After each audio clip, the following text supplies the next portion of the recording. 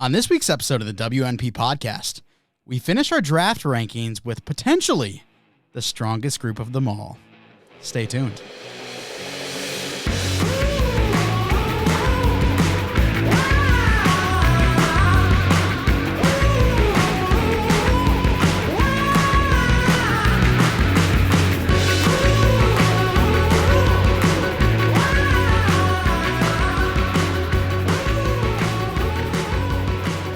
Episode 186 of the WNP podcast. I'm your host, Mike Mitchelson, and joining me today, as always, my co-host, Chase Crawshaw. Chase, how are you on this lovely Wednesday?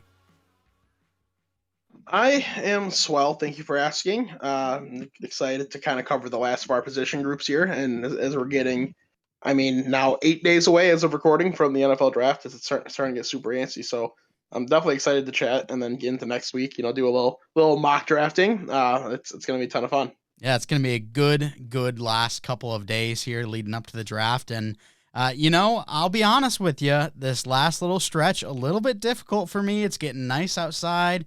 Want to go golfing a little bit more. And I have been 3 times this year, so I've enjoyed that. But always, I don't know about you, but whenever we are going through the draft rankings, it feels like once we get towards that end, it gets a little bit more grindy because obviously we've been going through it for the last 2 months and we're down to the last couple of guys that we really need to watch. And then we get to the guys where, all right, these aren't super popular names. These guys aren't going or even being projected in the top 2 days. So we got to start, grinding down, looking at some really ugly film. It's not as crystal clear, but I'm happy we're at the point we are now, so we can kind of just move forward into all the fun parts. Oh, geez, excuse me. But yeah, I'm 100% with you in this boat. I mean, it has been quite the grind. It is a lot watching these film, especially trying to balance, work, especially with the new gig I have with, you're still pretty new gig as well. I mean, you're at like, the 7-8 month mark, whatever it is at this point. Like it's still, it's a lot. So it's going to be, it's going to be nice for it to kind of slow down. I do enjoy the process. So, it has been fun overall, but it is going to be nice when it kind of slows down. We get to enjoy the draft process, go through that, and kind of start gearing more towards fantasy. Yeah, I can't wait for that. But we are going to be covering 3 position groups today. We've combined 2 of them. We're going to be looking at our linebackers because we did miss last week. If you were unaware, the weekend before we were out in Indy, and that's usually when I do a lot of my work is during the weekends because I just have a lot more time. So we missed last week. We'll be covering linebackers in this show, and then corners and safeties. We just combined. We're going to be looking at our top 10 defensive backs overall as well in this episode. So before we get into our actual rankings, Chase, there is some news around the league when it comes to jerseys. We saw the Jets, they get a new jersey. The Browns, they changed up their helmet a little bit. And then the Lions tomorrow and today, if you're listening to this on release, the Lions are coming out with their new jerseys. Yeah, I mean, the Jets, they make changes, but they don't at the same time. I know they're making changes, but they always just feel the same to me. So theirs is kind of confusing. Whatever. The Browns helmets, they look way nicer. The new face mask, it looks so much better. I think it's going to pop way more in the field. I think it's going to really complement the uniform a lot better. But who cares about those two? The one that we all care about, the Detroit Lions. Man, I'm getting antsy. I got to get New Jersey. I waited last year because I knew that new ones were going to be coming this offseason. So I'm waiting to kind of see what they look like, see who I'm going to grab. I really like what Rod Wood had to say about them, that they're going to be a bit of a throwback, like a vintage look, but with like a modern twist. So I'm kind of hoping that we're going to end up with, there's a very common picture that people always throw out there for to kind of compare these jerseys, and it was like the prime Barry Sanders era with the bigger gray stripes on the sleeves. I'm really hoping for those, or silver, I guess technically is the color, but I'm really hoping for something along the lines of those because they look really great. Also hoping for a black alternate. I'm getting tired of the grays. I want something new. Just those pure grays, just they don't really look that good, especially with that blue helmet. But man, imagine that black jersey with a blue to match that blue helmet. It could look so great. So I'm super excited to kind of see what happens here. Yeah, I'm really hoping for the black alternate as well. I mean, a black Sammy Laporta jersey, that's something I could happily add to the collection. Even though I'm not a Lions fan, I love my boy Sammy Laporta. If you've been listening to the show, he was one of my guys last year, and to see him blow up and then potentially get a nice black uni with it would be, ooh, oh so sweet. I am excited for him. And I I always want to just put a little doubt in your mind specifically. Like, what if your jerseys suck? Well, the nice thing is they're not really going to get like worse than they are, which I still like the current line jerseys. I think they're solid. They could get better, but there's not really much way for them to get worse with kind of what their history of designing is. So I'm not super worried about it.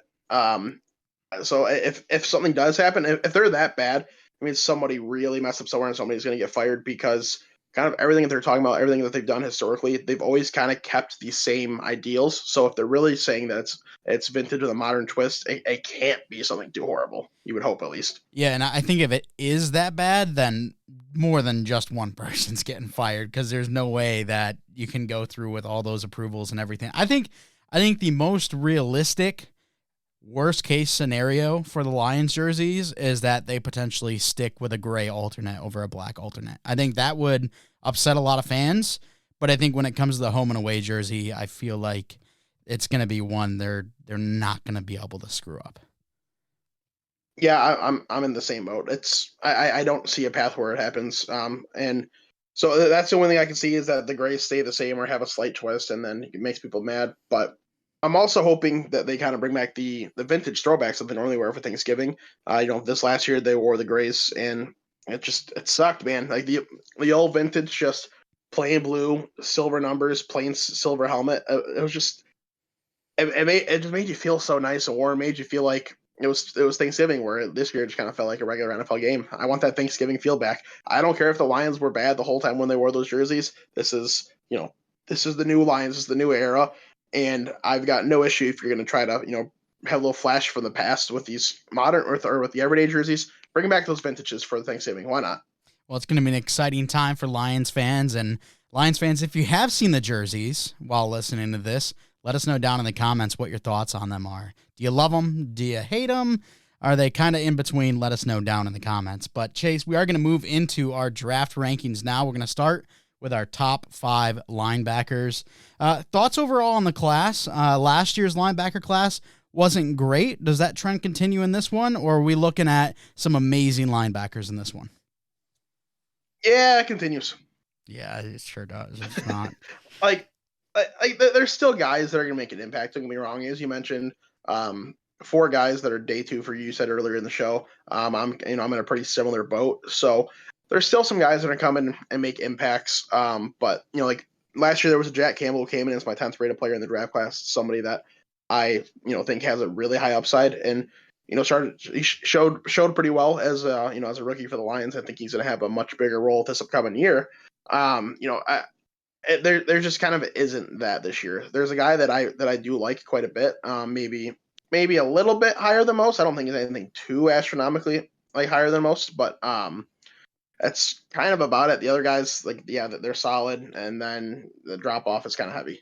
Yeah, and last year I had Jack Campbell and Diane Henley as my top 2 linebackers. I have both of those guys over the guys that I have in this class. So not as excited about this, but I do feel like there's maybe a little bit more depth. Whereas last year I felt like, for me, I was a big fan of Diane Henley and Jack Campbell. I had both of them either at the top of the second round or end of the first round. But then it kind of dropped off pretty quick. I think Ivan Pace was like my 4, and he was at the end of the third round for me. There's a little bit more depth in this class based on my grades, but not as high when it comes to your ceilings. Yeah, I mean that's probably fair. Like as I said, there is one guy that I do kind of like a little bit more than most. But still, it's what's the ceiling going to be? I really just don't know. Yeah, well, let's get into it. Which, assuming that the guy you like a little bit more than most is your number 1, who's that going to be? So the guy I do like a little more than most is my number 1. And that's Junior Colson out of Michigan. I have him. I kind of like. I keep adjusting the grades. I literally just did it again, looking at it. I'm like, because like there's a couple things that I think I could just add a point or two based on my scoring system. I could add a point or two this way or that way. And where it sits right now, he's sitting, just kind of top of the second round, like one of those guys for me. I had him at one point as like my very last rated first round guy, but like it kind of just keeps going back and forth. But nonetheless, I'll talk about him a little bit. Kind of my notes. He really is like he's a modern day linebacker. He's a very stout run defender, nice coverage abilities. They really wrap up or wrapped up together, I should say, with a very very impressive tackling ability. He's a very sure tackler. He wraps up. Guys don't slip out of his grip too often. His overall IQ, reaction time, it's good. Could still use a little bit of work. His play rec, it's still going to take a little bit of development as you usually do in the NFL. Spend some time in the film room, should be all right there. When it comes to the pass rush abilities, I don't really see. He can do it. Like, it's not like he's bad at it. I just I don't think it's going to be a big part of his game. I think he's going to be used more as that Mike linebacker. And those guys, they usually tend to play spy. They play a little more coverage. They're more useful in the run game. But when it comes time for like a linebacker blitz, you can still use him, and I think he'll be okay. But at the end of the day, what I really like is, Junior Colson has a ton of praise from his teammates, from his coaches, from everybody around him for having a really high work ethic. So that's great. Combine that with his toughness, his tackling ability, his athleticism. I think he's going to be pretty early on an every down linebacker in his career, but we'll just kind of see, what that upside is. Is he going to be a top 5 linebacker in the league? I don't know. There's a chance because the linebacker position as a whole is just kind of dropping in terms of pure talent. But, if I had to call it the way it is right now, I'd probably say he just ends up being like a very good starter. I've got Junior Colson as my linebacker 3. I've got him a little bit later in the second round. But I agree. I think he's a good player, and I think he is like right there with every other Michigan player we've mentioned, which is he's kind of a seasoned player. He plays the game well, and he's always praised for leadership and kind of his work ethic on the field. It seems like that's just a broken track record on Michigan players at this point. But I think the reason why I have him a little bit lower is I'm not sure exactly where his ceiling is at. I think the other 2 guys that I have ahead of him, a little bit better when it comes to size/athleticism profile, as well as I think some of the big boo-boos for Junior Colson is I feel like he is terrible when it comes to block shed. And I'm not saying in like pass rush engagements, but when he's in the run and an offensive lineman or a tight end gets to him, I feel like he just gets completely wiped out of the play. And then at times when you look at screens or tosses, I think he takes some bad angles. And while he is a very good tackler, a very sound tackler, I feel like he needs to improve his angles a little bit when and I think he can do that. And with his tackling ability, that'll help him a lot. But I think he's going to be one of your earlier starting linebackers in this class. It's just where does his ceiling take him? I'm not sure it's going to be as high as some of the other guys. Yeah, so we're in pretty similar boats, all said and done. I just, when it comes to linebackers, I value that immediate impact a little more than the upside, to be quite honest, because the number 1 linebacker in the league compared to the number 30 linebacker in the league, it's a way different than just about any other positions, number 1 and number 30. It's a lot closer of a gap. So I'd kind of rather the guy that can make a little more of a day 1 impact, hence why Colson comes in as my number 1. Yeah, absolutely. Well, my number 1 is going to be Edgerrin Cooper. And this is a guy who I think he's got that elite athleticism that I was kind of talking about. Got the elite athleticism, has range to play in the secondary and help out some of his corners and some of his safeties, whether it be covering a tight end or maybe even covering a receiver there in the slot. I think he's got a great mind for the game. He's very rarely late jumping into the play. I think he's very efficient when rushing the passer as well. And working as a QB spy, that's the guy I would want there as that QB spy, because when you have a league with incredibly athletic quarterbacks, I think this is a guy who will be able to track those guys down. Maybe not the Lamar Jackson because he's just at another level, but when you talk about your Kyler Murrays, your Justin Herberts, some other guys, your Dak Prescotts, this guy will have no issue keeping up with them. So very excited about that as well. I think he has all the athletic traits to be a very high ceiling player. But some of the little boo boos that I have on his track record is he's a little bit light, and so when it comes to the run game, he can get pushed around a little bit. He doesn't have a ton of experience when it comes to man coverage, which can be an issue. And then he's not a great tackler, which, when you're a linebacker, you kind of want to be a great tackler. He had a 12.8% missed tackle rate, which technically isn't as bad as some of these other guys we've seen. We've seen edges up in the 24 percenters. We're going to be talking about corners here that I had up in the 26% missed tackle rate. But when you're a linebacker and your main job is to tackle, he's got to do a better job there. Yeah, I agree. I definitely do. So Cooper comes in as my number 3 linebacker, pretty close to my number 2, sitting at the end of the second round. And I think it's just another situation. A guy who can make a day one impact. He can come and be a well-rounded every down type guy. The athletic profile is something I do agree with quite a bit. I think he can play a lot of that similar role that you were mentioning. The one thing really above all else is the size. I mean, 6'2", 230 at the combine. It's a little unideal. It's coming in a bit short, coming in a bit light. The reach isn't anything very impressive either. It's enough for him to get the job done. He's not going to be a complete liability. I mean, there's definitely smaller guys, but ideally you'd like somebody a little bit bigger. And it's just gonna be something that might hold him back a little bit. I don't think it's gonna be a complete killer, but might slow him down a little bit. But it's another guy. I do think day one impact, just because of his skill set and his play record is super strong. He does react quite well. It should be someone that comes in and should be so long as injuries and all that stuff is all good. Should be a career long usable starter. To what ceiling again? I don't know. It's kind of the same thing for all these guys. I just don't know. Yeah, and it's kind of weird because looking at the linebacker class as a whole, there's only one guy in here that is actually above 6'2" that I'm going to talk about. I'm not sure if you're going to bring anyone else in, but you got Edgerrin Cooper at 6'2". Junior Colson came in at 6'2". Obviously a little bit heavier there, a little longer arms.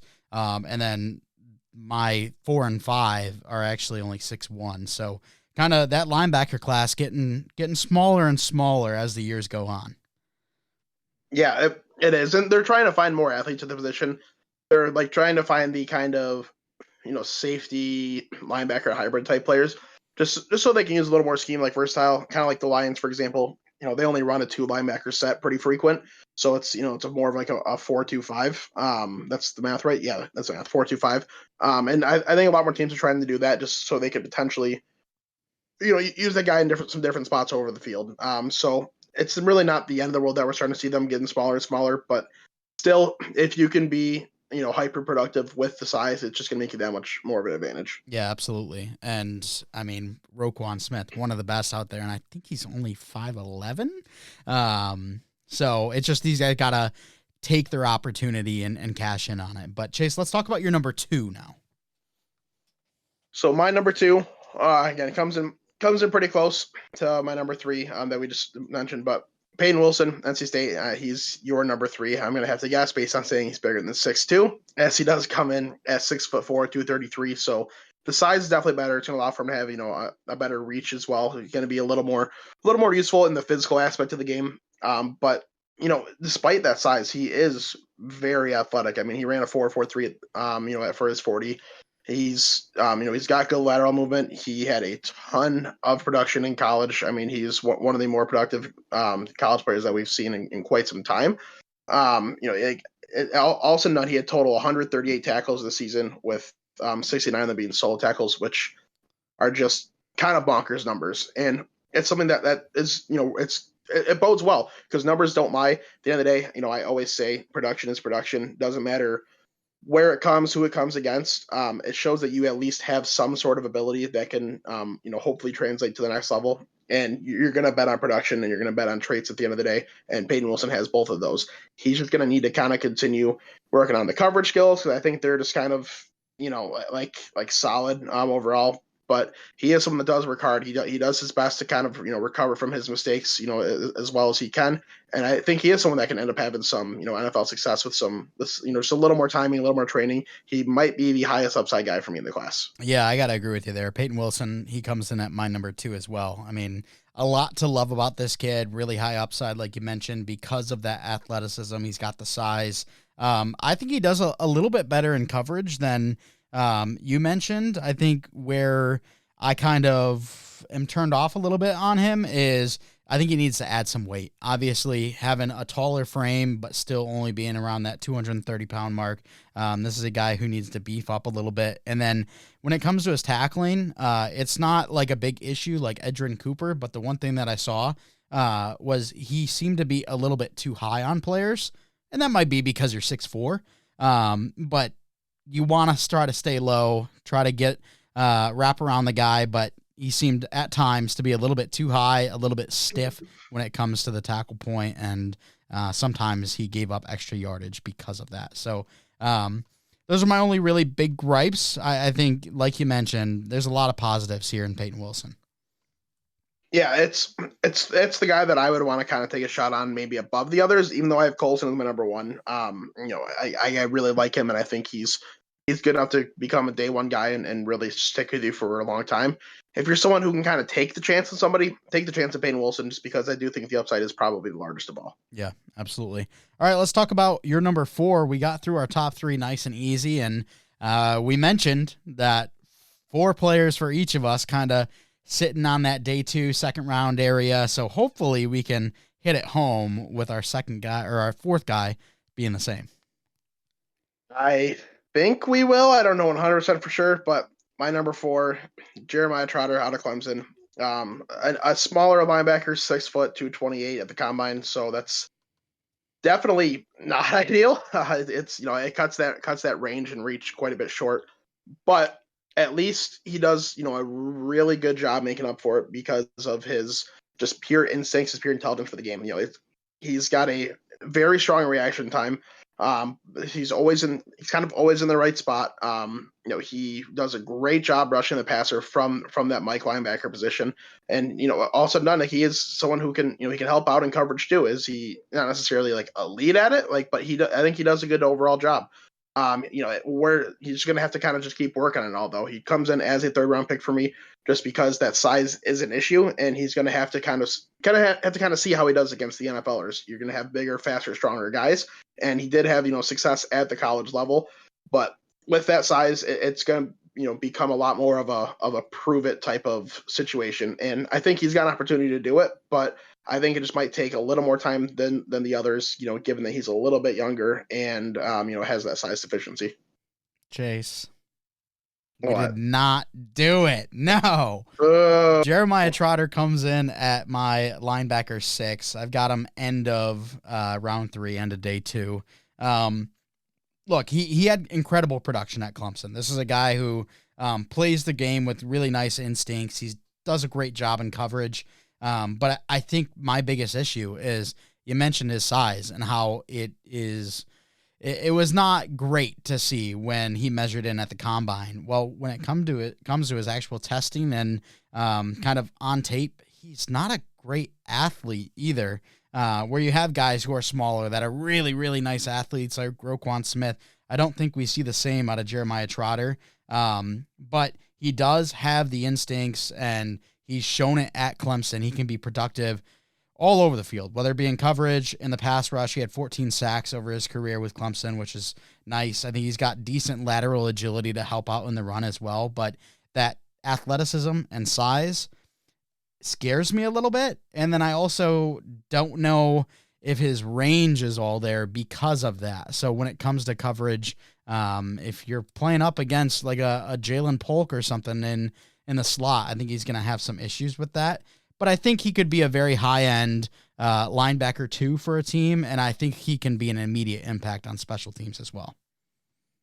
Yeah, I agree with the special teams part 100%. I kind of the same with all these guys. I think all the ones we've talked about so far, if you throw them in as special teams, that they should go on and make an impact. And same thing with the rest of the guys I'm sure we're going to talk about.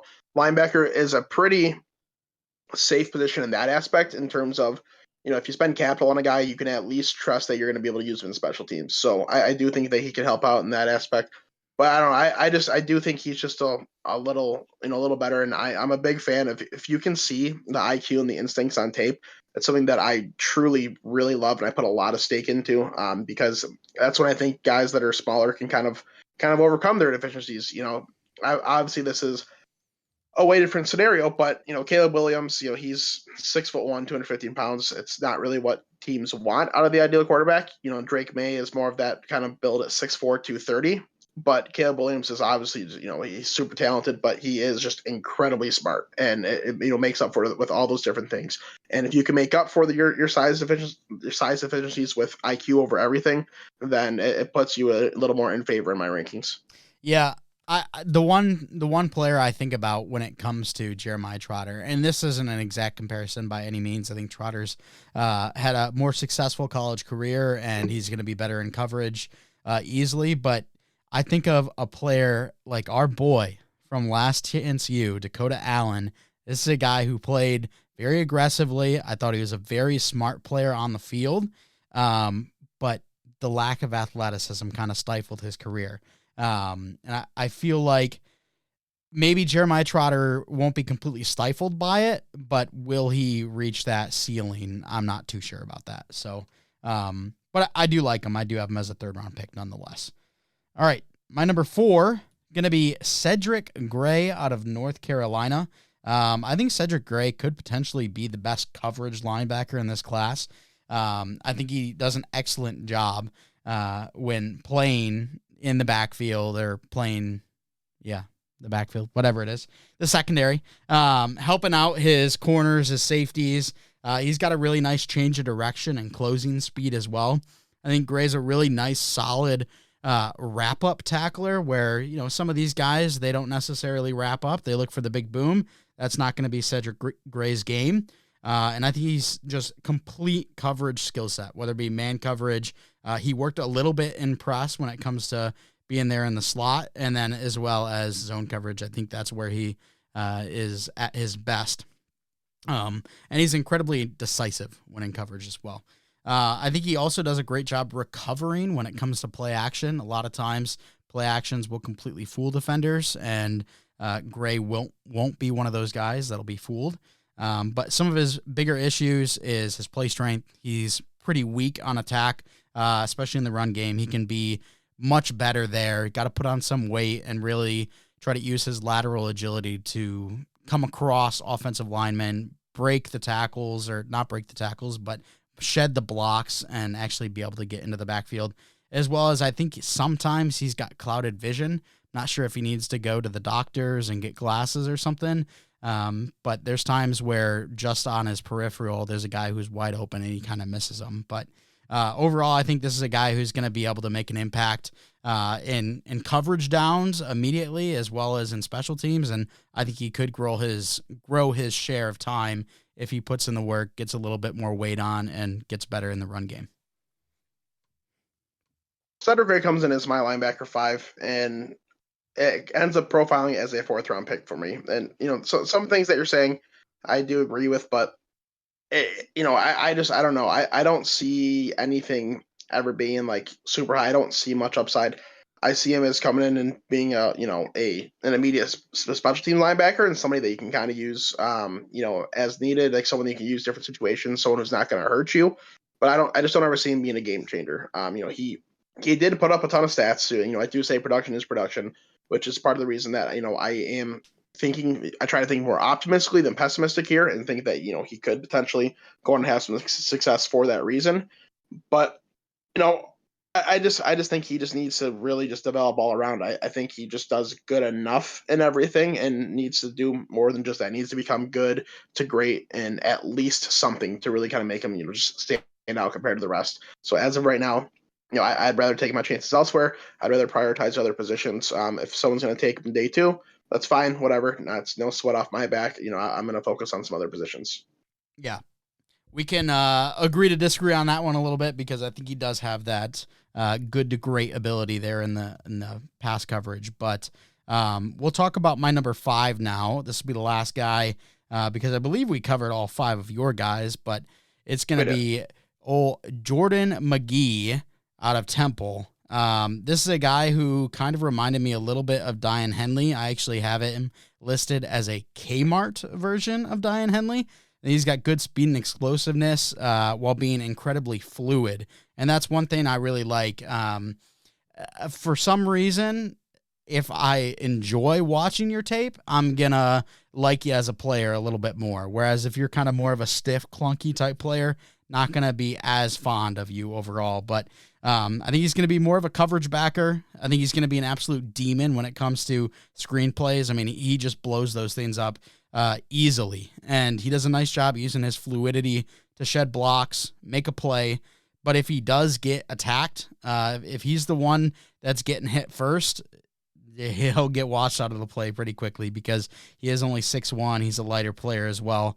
Doesn't have that elite size. I think also he doesn't have much experience rushing the passer, and the lack of size could hurt him in that aspect. But I think his athleticism plus kind of his natural bend, his fluidity to his game, I think that could help him. So while we haven't seen it, I'm not too sure on how his makeup would do or fare in that aspect of the game. So I think right now we just kind of focus on him being more of a coverage backer and then see if he could potentially develop that once he gets to the next level. Yeah, I'm just, I don't know, just didn't really thrill me. Comes in as my number 7 linebacker, or number 6. Sorry about that, number 6, not number 7. And my number 7 ends up falling into the 5th round. Like I think he's solid. I don't think he's a bad player. I think he can hang around on a roster. Someone worth spending a draft pick on. I really do like the athletic profile. That's one of the biggest things that I'd be kind of investing in for him. Just because he did test well, he ran well.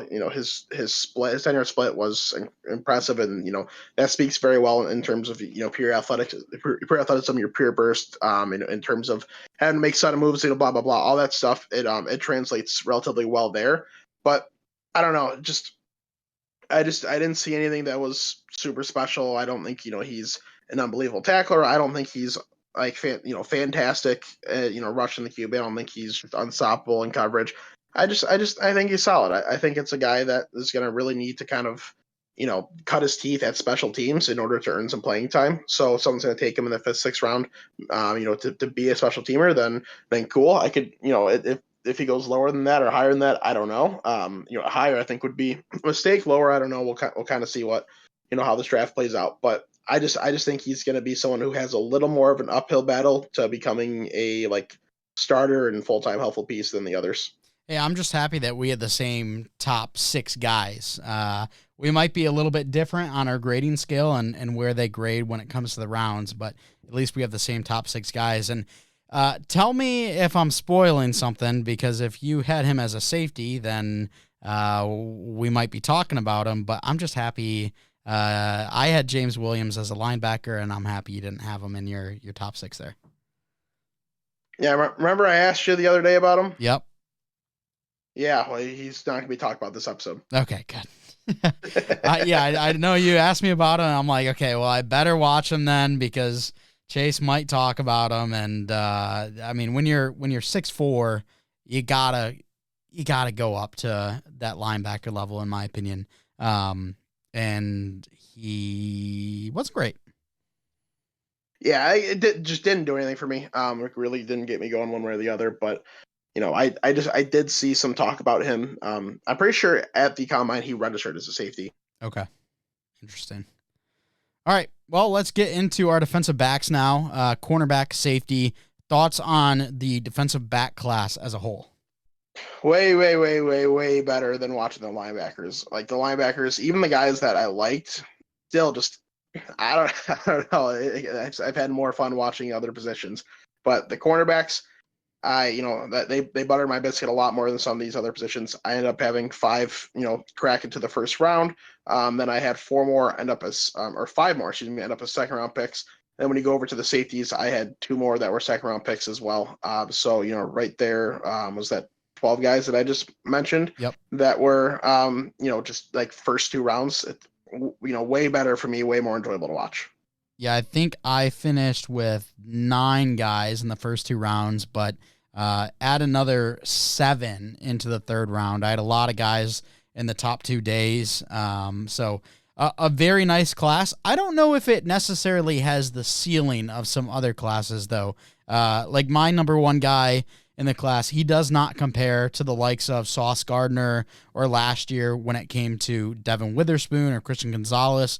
I had all those guys over my number one guy here. So while we do have some great depth, some fantastic depth, I don't necessarily have the ceiling that we have in years past.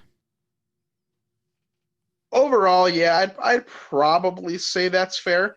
But all five guys that I have ranked in the first round, I think four of them are immediate impacts. One guy, it's going to be me liking him a little more than the rest, and it's me betting more on upside.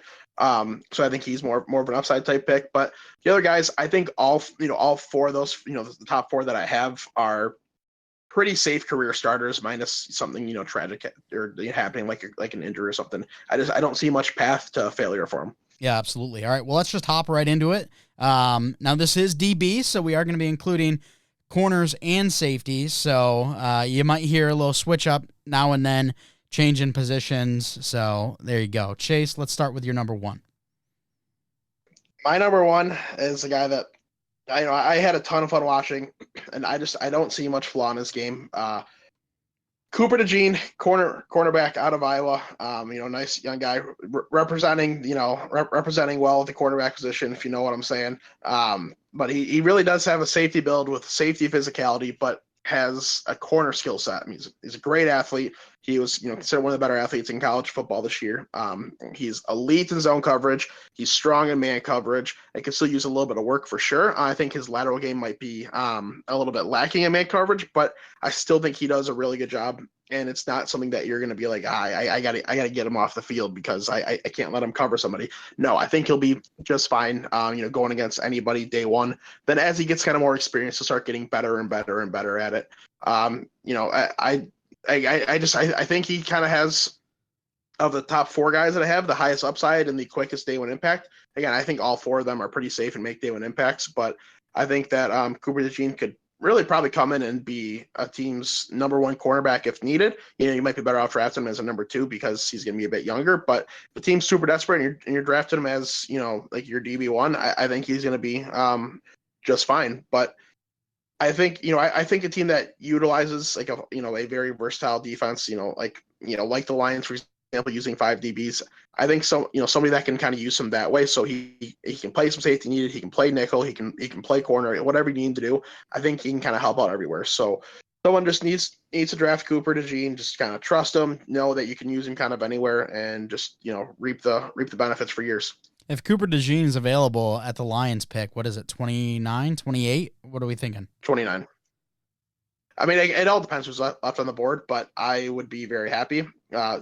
All four of these cornerbacks I have graded as guys I would be willing to take in the first half of the first round. So all four of them I would be happy to get, and Cooper DeJean would be super cool just because he was my favorite one to watch of them all. Wow, very interesting, and to see Big Coop there at number one, love to see that. Coop comes in at my number 4, and I do have him listed as a corner, but I mean, I think he can play really wherever. I put Brian Branch ? I think Coop can play pretty much wherever in the secondary. I mean, I like him a little bit better in the slot and at safety, but I think he'll do plenty fine if a team wants to play him on the outside.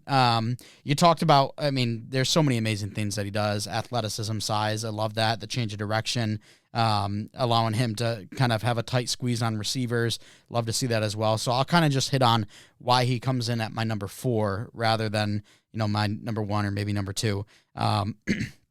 So I think he needs to improve his point of attack when it comes to the actual ball.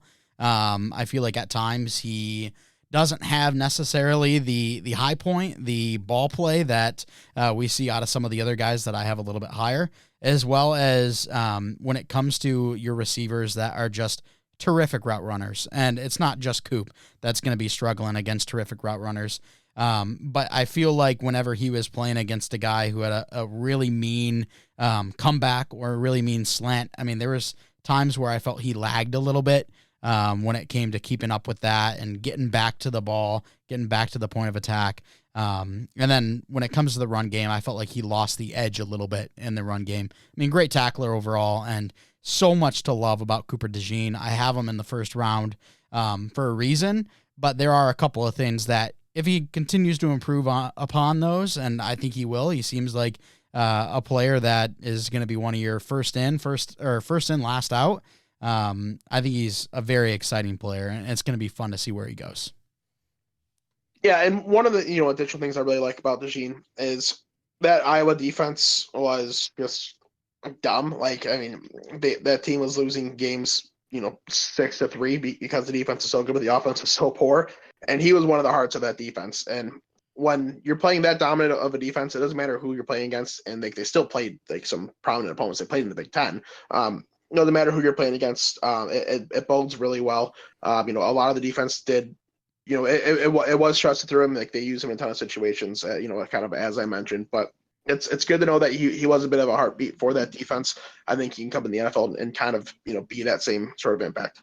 Yeah, and my number one, he's going to be Quinyon Mitchell out of Toledo, not Toledo. Toledo, baby, my favorite school, Toledo. Yeah. But Quinyon Mitchell, I mean, this is a guy, he's got a solid build, elite athleticism. He's going to be able to keep up with pretty much any wide receiver with this 4.33 speed. It might be a little bit harder against Xavier Worthy, who put up a 4.21, but I mean, this guy, he's got that elite speed. I think he does an excellent job reading the quarterback. I mean, him in zone coverage is just nasty. I think he's very disruptive at the catch point, absorbs contact downfield. He's also a very active run defender and a very secure tackler. And it's not even that I think Quinyon Mitchell's bad at something. It's that I just question, like, he wasn't used in press man coverage at all. Like, I think it's literally 7.92% of his snaps on Toledo's defense. He played press man coverage, which that's a lot of percentages going the other way, playing zone coverage. His teammate, who was on the other side, he almost exclusively played press man coverage. And if you got a guy who's in the MAC with such great athleticism, really nice size, why aren't you letting him play one-on-one press man? So we saw it a little bit. Was it Senior Bowl or Shrine Bowl? He was one of the best corners there, and he showed his ability to play man. But we just didn't see it a ton on tape. So it's not that I think he's bad at it. It's just I haven't seen enough, and I question how good is it going to be once he gets to that next level. It was a Senior Bowl, but I understand the concerns. I definitely do. He comes in as my cornerback 4, but again, someone I would take in the first half of the first round with no complaints, which just bodes well for how strong the top of this cornerback class really is. It's almost kind of better for the modern day defenses for a cornerback to have a little more zone experience than man, because nowadays the NFL defenses are starting to adapt, and there's a lot more zone coverage being called compared to just man-on-man coverage. So it's really not a bad thing. Yeah, sure, you want him to have a lot more man coverage than that because it's a pretty small number, and it's going to take him a little bit of time to adjust to the NFL since he wasn't doing that consistently. But at least, in zone coverage, he's going to be an absolute menace from day one because of how much practice he has at it. Plus, he has a very nice athletic profile with that 4.33 speed, as you mentioned. It'll allow him to have a bit of success at man early on, just because he'll be able to at least keep up with them, especially on deeper routes. Most guys he's going to be able to keep up with, no issue. But I do really like Quinyon Mitchell, and I do think he's super talented. It's kind of the same thing that I had with Cooper DeJean because of how much zone he runs. It is a little bit of a safety play style, but with a cornerback mindset. So I think he should be someone that comes in immediately, makes a big impact. He might not come in as a cornerback 1 right away, but they get at least a cornerback 2 or like a DB 2/3 in a defense right away. Someone that's going to play damn near every snap.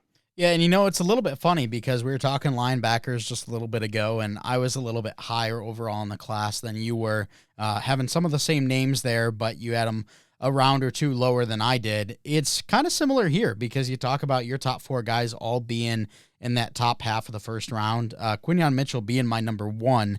I actually have him as my 22nd ranked player. So Even though I do have a lot of first round grades in the corner class, they are a little bit lower in the draft class for me. Interesting. Yes, sir. Huh. Absolutely. All right, let's get to your number 2. So my number 2, hold on. I just want to make sure I get this right. My draft rankings being a weenie. Yeah, okay. My number 2, Terrion Arnold.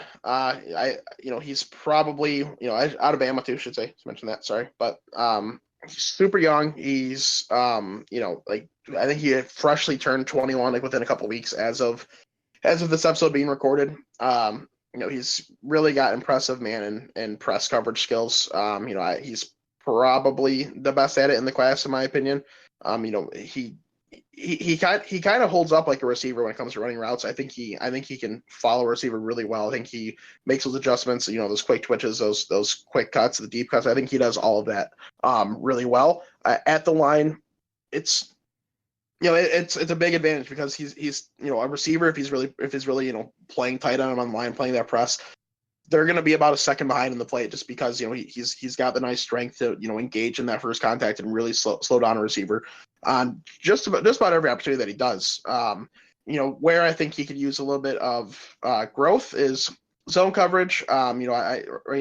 It's like it's still good. Like he's definitely not having any sort of issue there, but it could continue to be better. It could continue to react a little bit better in terms of the zone coverage.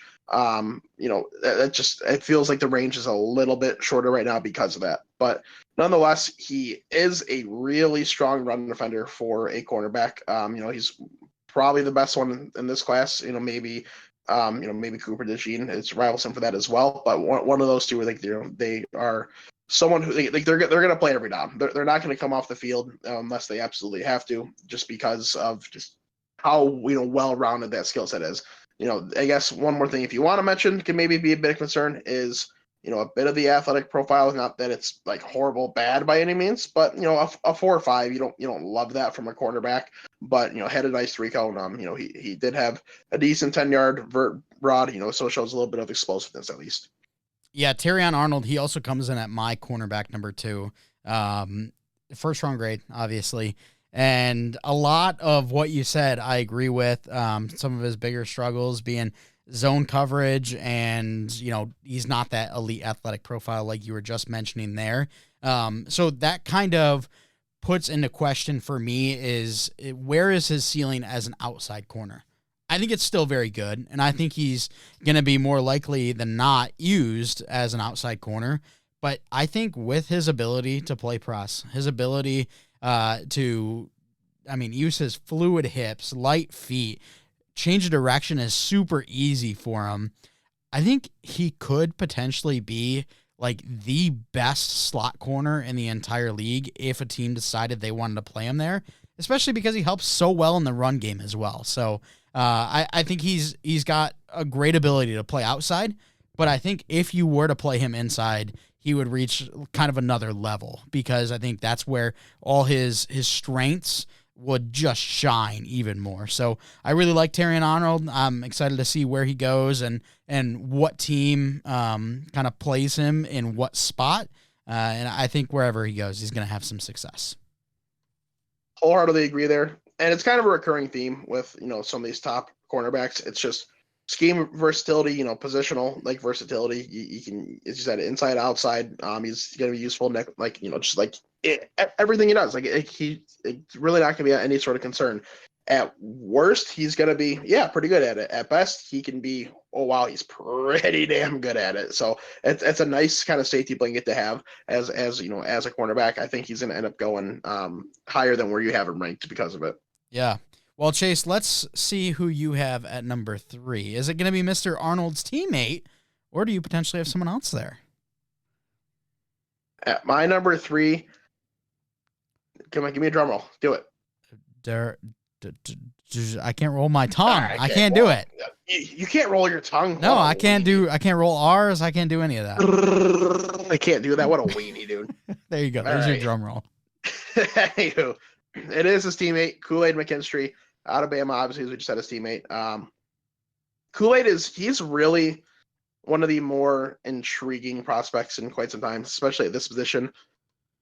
There's not very many players that can go to Alabama and start as a true freshman. But sure enough, that's what Kool-Aid McKinstry did. I mean, he played basically like all the time. Like it never really came off the field. If you can play in any Power Five schools as a true freshman, that's very impressive. Let alone Bama, one of the most consistently elite defenses of just of all time, especially when he went there as a freshman. I mean, it really speaks very highly of what his skill set is, what his work ethic is, what his pure instincts are.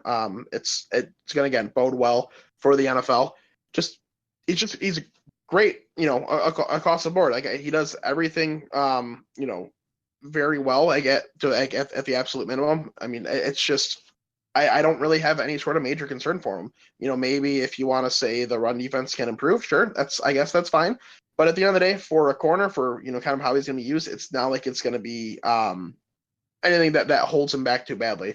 So I do think that Kool-Aid can kind of come in and be one of these, I'm trying to think of a good like I'm just drawing a blank on a good example from the last couple of years. Kind of like Sauce Gardner, I guess, where Sauce came in and was just dominant from day one.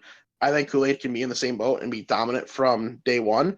Or you know what? I'm gonna take this back. It's just like Patrick Surtain. That's the one. That's the one I want to use. Where Patrick Surtain came in dominant year one. I said I don't know how much more he can grow. He might have been at his ceiling, and Surtain has surpassed the ceiling a little bit compared to what I said. So I think McKinstry could be in the same boat. He's gonna come in and just be dominant, really good year one. If a team takes him as their cornerback one, it's gonna be no sweat off their back, and hopefully he can continue to impress and kind of grow from there because he is still super young.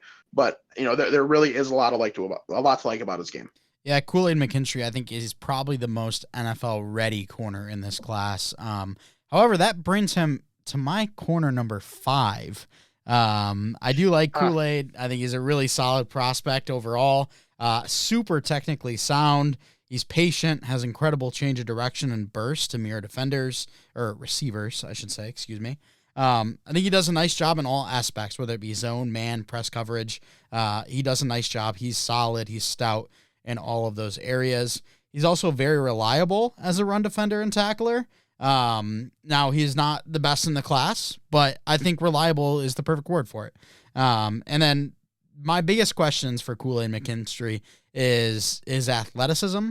I think he's much better when it comes to his change of direction and burst rather than lawn speed. So is he going to be a guy that could potentially let up a deep freaking 50-yarder or something because he's playing press, gets beat, and doesn't have that lawn speed to catch up? I think there's the possibility there.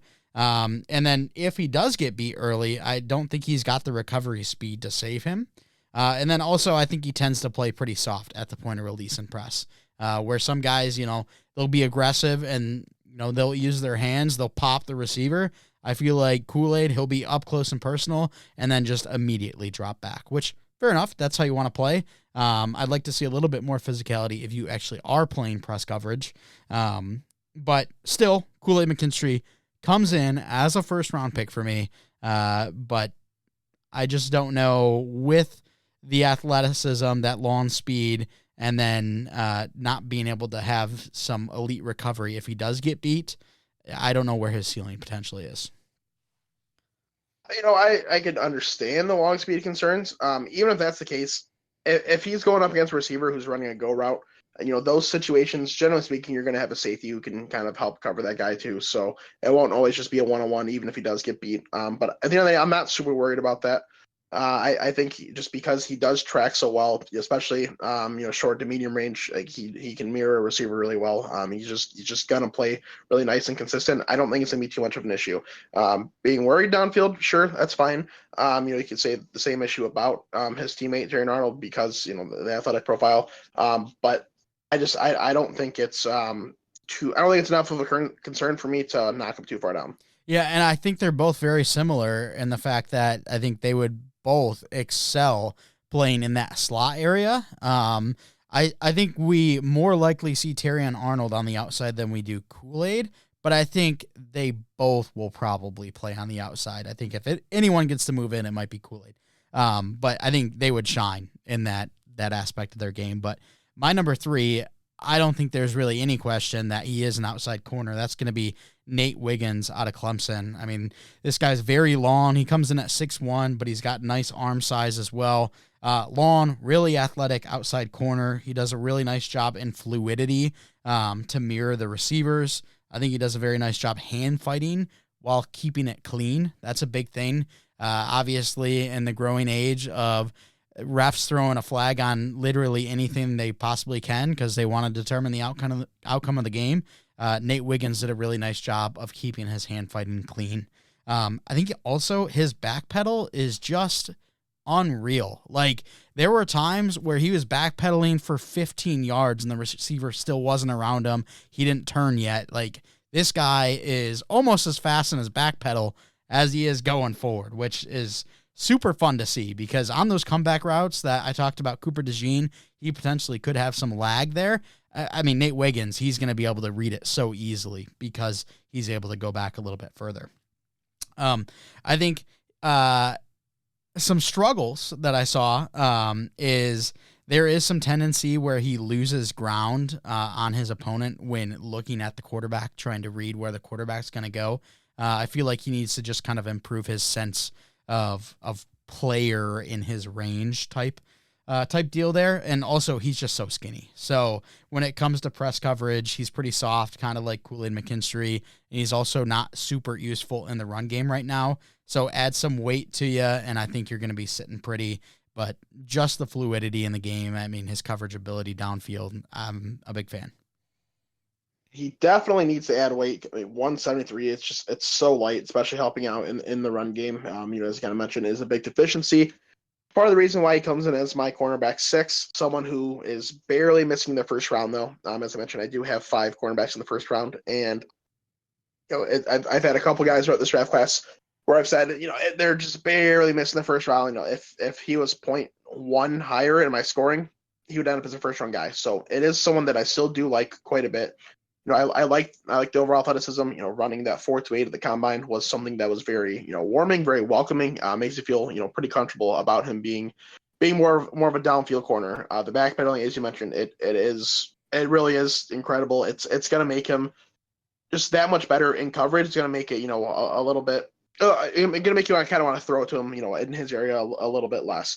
But the one thing I will say about his size is, the hands aren't overly big. They come in at 9 inches, and then the arms are a bit short at 30.5 inches compared to their position, compared to the other like cornerbacks, like historically, that's 42 percentile and 28 percentile respectively. So it's a little underwhelming there. And then his, at the combine, his 10-yard and his vertical came in as the 26 percentile and 49 percentile. So it's telling you testing wise, the athleticism, or at least the burst, might not be exactly what you want, but at least he does have the long speed, even if the burst isn't 100% perfect to kind of make up for his plays.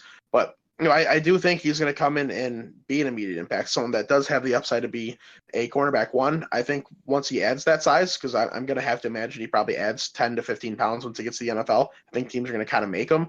Once he does add that size, it'll help make him a better tackler, make him a little more useful in the run game. And if he was already at that point, his grade would be a lot higher for me. So I do like Nate Wiggins. I think there is an upside there, but I just got some guys higher. Chase, I am really worried to see who you have as your number 5, because all the guys we just talked about, we talked about 5 guys up to this point.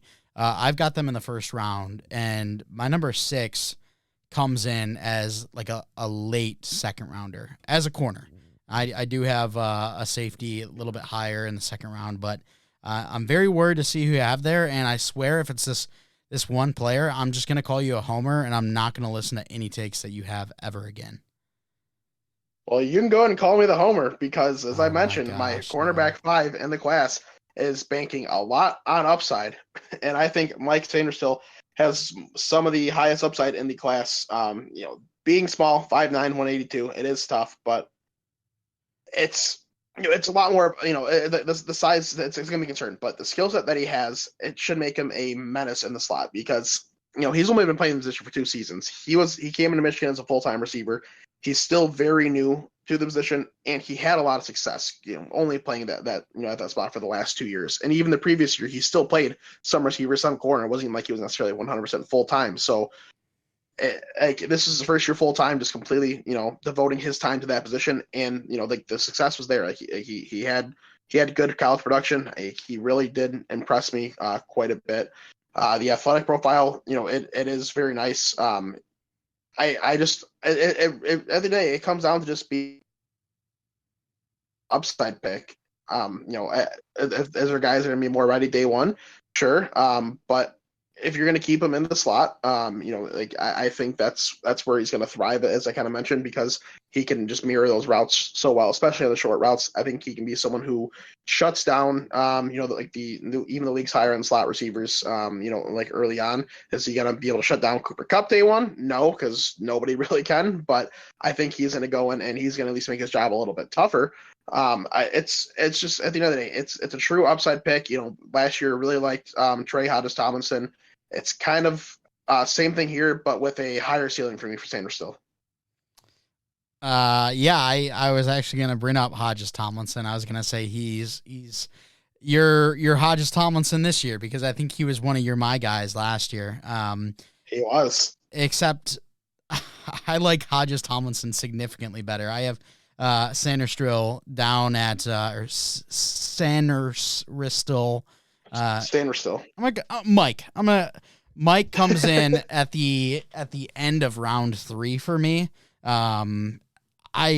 He's just small. He ran a 4.47, which isn't speedy by, any means. That's probably average when you take a look at the corners as a whole in the NFL. He's an undersized off coverage slot corner.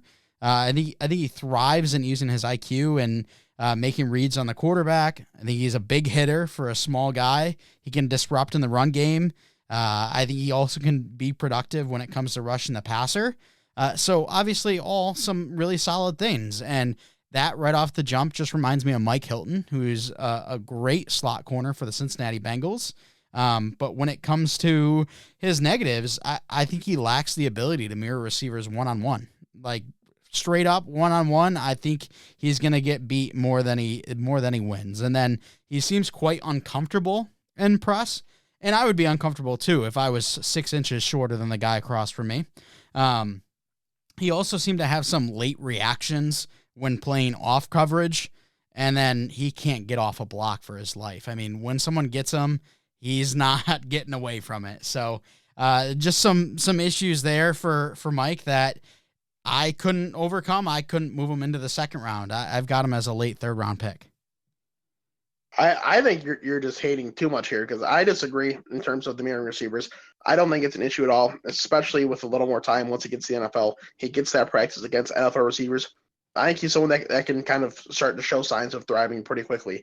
Just like he is so incredibly smart for somebody who is, again, new to the position.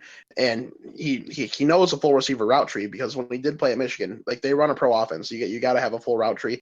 And he wasn't obviously like their number one receiver, but he still got reps, so he still had to know it. And transition to that defense, it's going to be a lot easier because that Michigan defense is so translatable.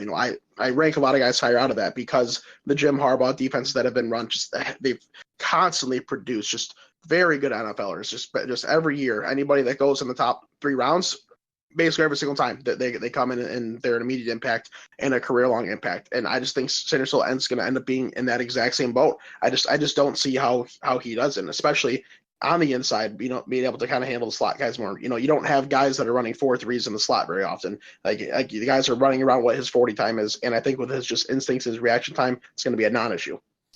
Well, you said it was a complete upside pick, but then you went on a spiel about Michigan producing ready to play NFL players like immediately. And you said if he goes in the top 3 rounds or whatever, Michigan players go in the top 3 rounds, they make great success.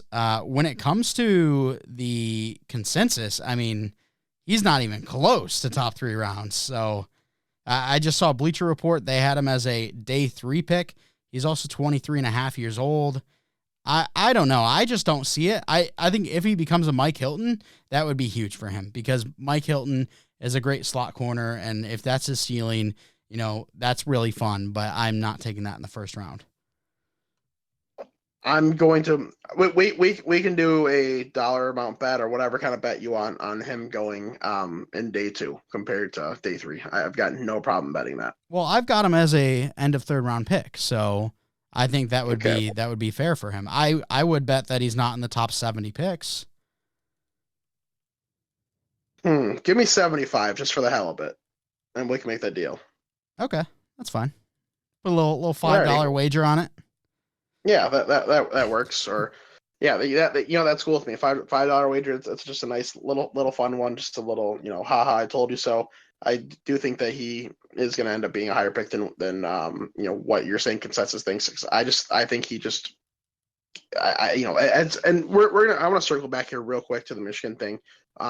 I guess say that because like most guys do come in and make an immediate impact out of Michigan, and I say it is an upside pick, which I still do believe, and it might take him more time than other guys, but I think it's a safe bet to take this upside pick over other upside picks. So I think a team grabbing him, if he falls to the third round, if he falls below that 75, then whoever drafts him, they're just getting great value because I can see a lot of the Asante Samuel type play out of him, and I think he could potentially do it at an even higher level.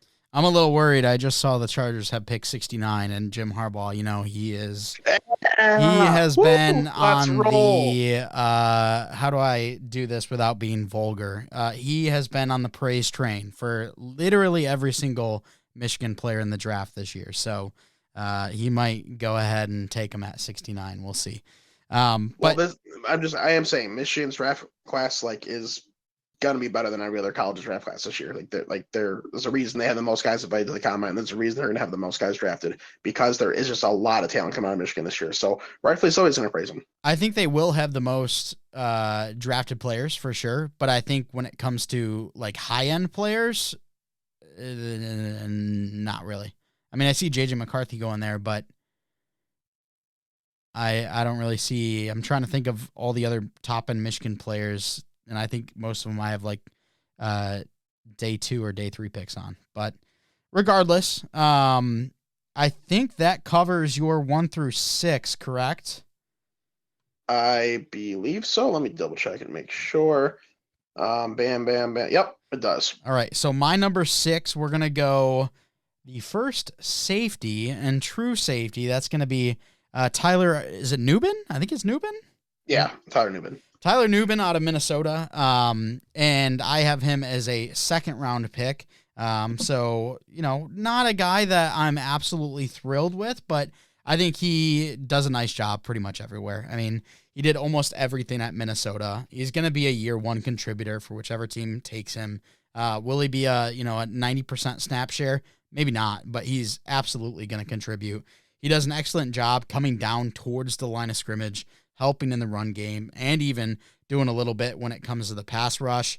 He's also been very successful playing deep. He has 13 interceptions in his career, which is excellent. My only real questions for Nubin is where's his ceiling at? I mean, the guy doesn't have the elite range of a true deep single high safety. And then if he's going to be more of a box safety, um, is he going to be able to help within the slot? Is he going to be as versatile as your like Brian Branch that we saw last year? So I mean, I think the guy overall is a very good player, and he's going to be productive. He was productive in college, and he's going to be helping his team. And I think he is the number 1 safety in the class. But the reason he's in the second round is I'm not sure where his high end ceiling is. I agree 100%. He's also in the second round for me. He is my DB7 and my safety 1 in the draft class. So we're pretty in line, pretty close on this one. And where my concerns come in terms of the upside is, for safeties, you like having, a safety crack. I know 199 is basically 200, but still, you like seeing that 200 number for a safety. If you can have a safety be 6'2", 210 pounds, then you're feeling pretty good. But 6'1", 199, small hands, kind of a shorter arm, which means the reach is going to be a little bit less than ideal. You combine that with honestly a pretty poor athletic profile. I mean, it ran a 4.6. His vertical is only 31 and a half. His broad is only 120. It's really not that great. But he is the smartest safety in the class. He is a elite cover safety despite having those issues. And, he really is great, when it comes to, breaking up passes, intercepting balls. Like he does it all well, and he does help out a ton in the run. Like he does everything really well despite being a kind of poor athlete, which bodes really well to kind of a day 1 impact, but it does talk about, that limited ceiling. If he was an elite athlete, I think we might be talking about one of the best defensive back prospects in a long time. But because it's going to hold him back a little bit, he ends up as a second round pick. But you should be getting an immediate impact guy. Mm-hmm. And so I think that means we've covered your top 7 now. So I go Yep. again. This is kind of weird. I'm going to go with a corner here. That's going to be Ennis Rakestraw out of Missouri. I think if this guy was an elite athlete, then he could potentially crack into that first round. He's super composed as a player. He uses his patience to mirror receivers really well. He's got a really quick punch, knocks receivers off the release. I think he also does a great job crowding catch space. He's got really good route recognition. He's very disciplined. While he doesn't have the elite speed, I think he does have nice enough burst to close the gap while playing off coverage. And like I mentioned, Rakestraw, not a fantastic athlete, lacking some top end speed. He can let players get over the top of him, and he's also lacking size a bit at 5'11", 183. We talked about earlier Nate Wiggins at 173. That's really skinny. And it's kind of surprising because Chase, he was the skinny boy lover of last year. Who was the corner over there that you were a big fan of out of, was it Mississippi State? Emmanuel Forbes. Yeah, Emmanuel Forbes. So, but back to Ennis Rakestraw, needs to add a little bit of size there. And I think he may be better suited inside because of that lack of elite top end speed. But I think overall he's a pretty polished corner. We were in a very similar boat here. He does come in as my DB9, my cornerback 7, but as I said, I've got a lot of high grades. I had 10 guys in the first 2 rounds, so he still does come in the second round. He does kind of play more like a safety than a cornerback, but he's not going to play safety, like a pure safety, just because of that, like that athletic profile and the size profile. It's just not going to be that way. So he's someone that will be relegated to the inside, but he, despite having those issues, he is very talented. He's got great physicality. He does a good job in coverage. He can, he can help out in the run game. He can, can break up passes, relatively speaking. It's not like he's completely elite at, but he does a good job. I mean, he does everything well. He does everything well enough, and I think he's a pretty smart dude. But the athleticism is just going to kind of hold him back and restrict him to the inside. And if he was a little more elite in a couple aspects, and I think he could potentially end up as a first round guy. And I've seen some people talk about him as being a first rounder, and I can see why people want to say that because of the pure traits. But I just think since he's going to be, I solely relegated to the inside. I don't see him. I see him making a big impact, but I just don't see him also being like the league's premier inside corner. Yeah, for sure. And I'm not exactly sure. I think he could be a player where if a team's really struggling on the outside, I think he could potentially play on the outside. Would he be better inside? Yes, but I don't think like it's a guarantee. There is a guy I'll talk about here in the episode that I think like it's a guarantee. He's going to be played inside. And we'll talk about him in a bit, but I think Rakestraw has maybe a little bit more versatility to play outside if a team needs him to play there. But let's get to your number 8. I'm happy that I don't have to go first again because I'm a super humble guy that wants to let you go first. You just hate going first because you want to be able to attack me instead of me attacking you. Oh, I love That's attacking you. Down to. So my number 8 is actually my second safety in the class, Javon Bullard out of UGA. It's another, just like we talked about some kind of undersized guys in this draft class, and I just talked about Rakestraw being a bit too small to play safety.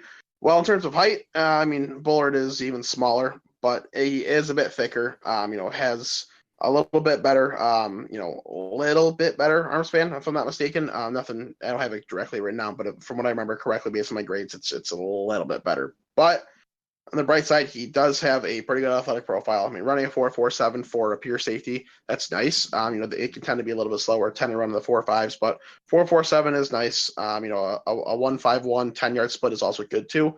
Bodes well in terms of his, explosion.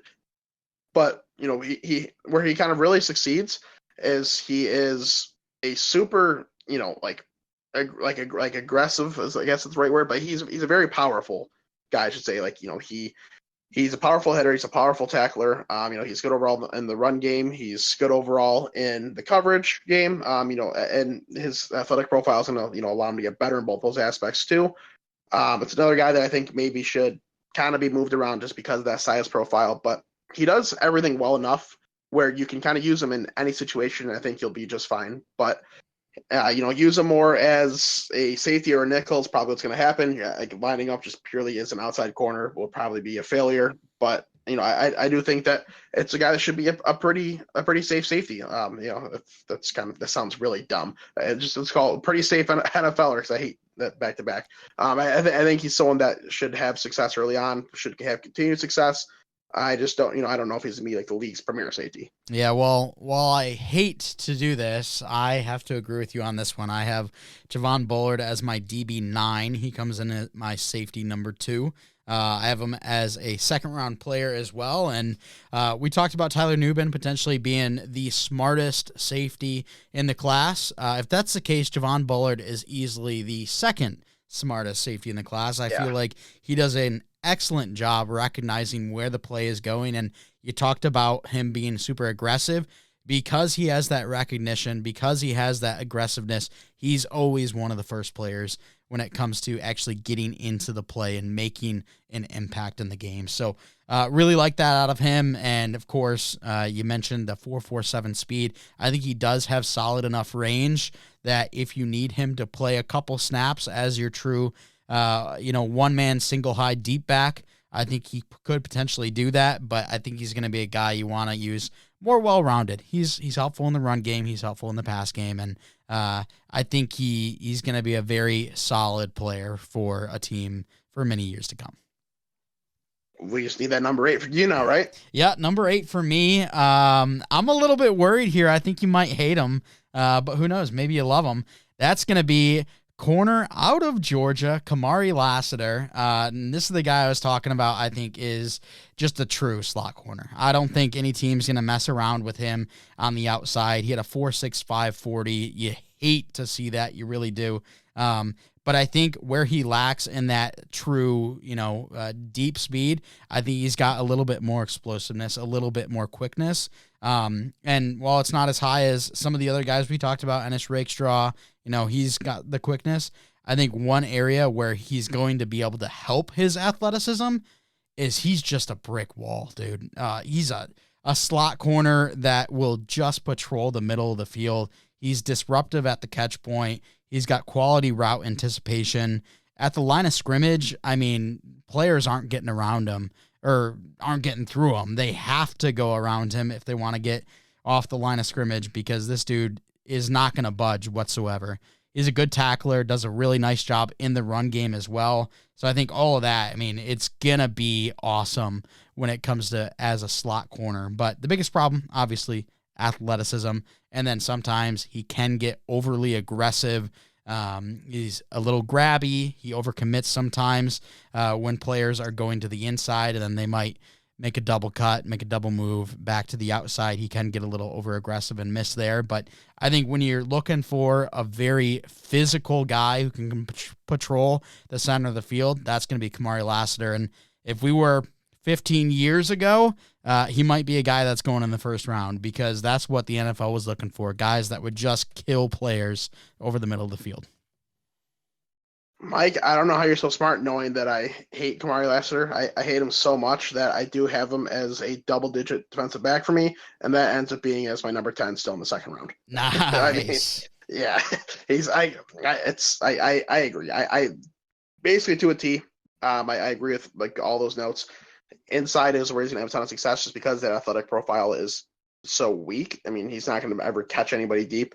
But he is very strong. He is very aggressive. I mean, he's gonna knock balls out. He's gonna have a bunch of punch outs. He's gonna have some forced fumbles. He's gonna have some strips. If he gets to the quarterback, who knows? He could have some strip sacks. Like that's all something that's certainly possible just because of his just pure power. But never going to be super elite athlete, so it is going to relegate him a bit to the inside. But he should come in and be an immediate impact on the inside and be one of the league's better inside guys.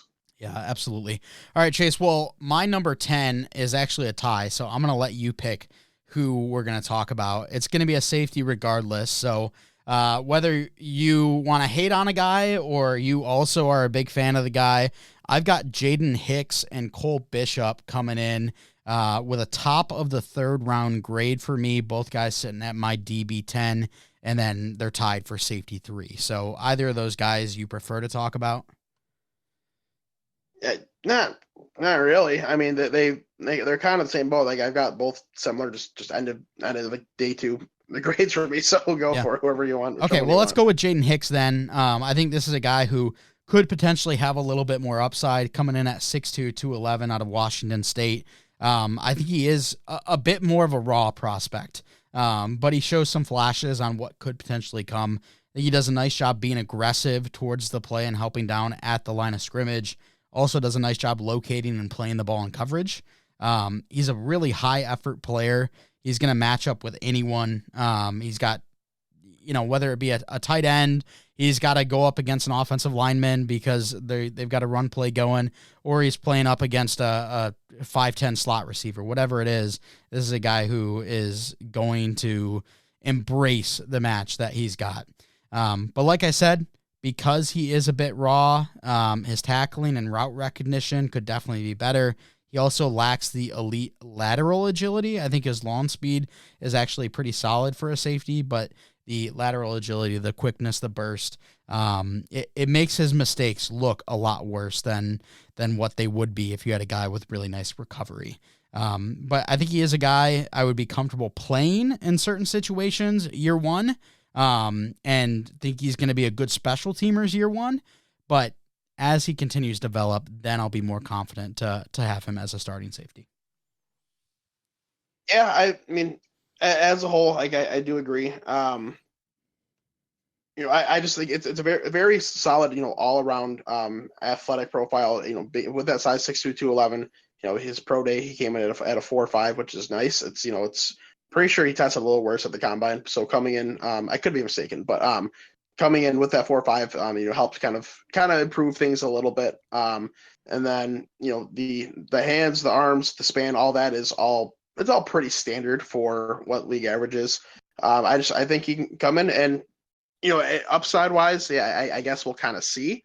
Could be someone who comes and makes a pretty quick impact. Maybe if he's not starting week 1, I think after some reps, like he'll eventually get there and he'll start making an impact more and more as the season goes on. But as a whole, I mean, I do agree with a lot of what you have to say. Oh, thank you. Wow. What a great episode where Chase agreed with me a lot. That means you agreed with me a lot as well. Oh, well, yeah, I mean, I think that's fair. I think the biggest disagreements came, you disagreed heavily with me in linebacker, and then I disagreed with you heavily when it came to being a homer. But that's it. That's it for our draft rankings. That wraps it up. It was a fun time. It was fun to argue with you, and I'm excited to get into some mock draft season. I am very excited. Now that we're kind of done with this process, I haven't started doing any yet. I'm getting ready to start doing my mocks over the next couple of days, and just kind of get prepared for what we have next week coming. Yeah, absolutely. We're going to have 2 mocks. We've got 1 mock on our channel here, and then we do have my cousin, the Locker Room podcast. He's going to have us on his show, and we're going to do a little mock action over there too. So maybe we'll check with him to see what exactly he's doing, if it's going to be a predictive mock or what would we do mock, and maybe we do the opposite so that we're not, doing the same type of picks through and through. But it's going to be a fun time for sure. The draft only 8 days away from recording, 7 days away if you're listening on release. And if you made it through with us all the way to this point, it's a longer episode. We absolutely love you, and we thank you for coming out. But if you want to stay up to date with all that we do, you can follow us on Twitter at WNP Sports Pod. That's again on Twitter at WNP Sports Pod. If you're listening on YouTube, if you could please give us a like, comment, subscribe, hit the bell to turn on notifications, and down in the comments below, let us know what you think of the Lions' new jerseys. Let us know who your linebacker 1 is, and then, of course, your DB 1. I'd love to hear that as well. Also, is Chase a homer? I'd love to hear that from you as well. He seemed to have a Michigan player on every single one of his rankings, which was a little bit weird. Just got to say. State fans will say yes. Michigan fans will say no. Oh, so okay. Do that as you please. For sure. If you are listening on a podcast platform, if you could please give us a follow and a 5-star rating, we'd absolutely love you for it. Thanks so much for coming out. And as always, we're not professionals.